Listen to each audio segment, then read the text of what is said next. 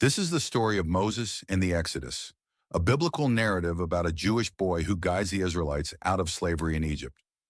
Let's begin. Moses was an Israelite born in Egypt at a time when it was dangerous for Israelite boys to survive. Despite this, he was raised in Pharaoh's palace, ironically the very ruler responsible for enslaving the people of Israel. As Moses grew older, he did something very bad, which led him to flee Egypt and settle in the land of Midian. Years later, an angel of the Lord appeared to Moses and instructed him to return to Egypt to free the Israelites. Moses hesitated, but God allowed Moses' brother Aaron to speak for him. So Moses and Aaron set out for Egypt. Along the way, they reunited with each other, both ready to do God's will. The Israelites were enslaved by the Egyptians, but God had a special plan for Moses that would change everything. After gathering the Israelites together, Moses and Aaron approached Pharaoh with a message from the Lord that was very direct.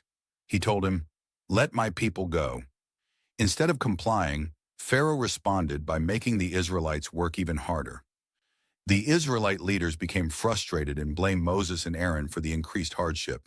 In desperation, Moses cried out to God, asking why this was happening as he was beginning to become more frustrated. God assured him that they would soon see his mighty power at work and that he would deliver them from slavery. Despite God's encouragement, the people were so discouraged that they couldn't believe Moses. But God commanded Moses to approach Pharaoh once more and do exactly as he instructed. Moses and Aaron went to Pharaoh and performed a sign, throwing down Moses' staff, which became a serpent. Pharaoh wasn't impressed and had his magicians replicate the same feat. But then Aaron's staff swallowed the other's staffs. Yet Pharaoh's heart remained hard, and he refused to listen, just as God had foretold. God then instructed Moses to meet Pharaoh by the Nile River. When they did, Pharaoh's magicians again replicated the miracle, and Pharaoh still refused to let the Israelites go.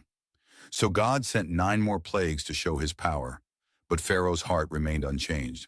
Finally, after the 10th plague, Pharaoh woke up to hear the cries of grief from all over Egypt, as every house had been struck by death.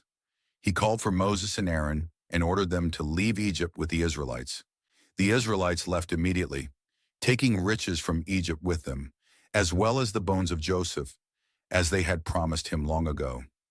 However, after they departed, Pharaoh changed his mind, assembling his army to recapture the Israelites.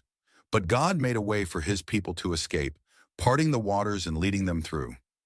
The Israelites witnessed the power of God and placed their trust in him, as well as in Moses, who was a great servant of the Lord.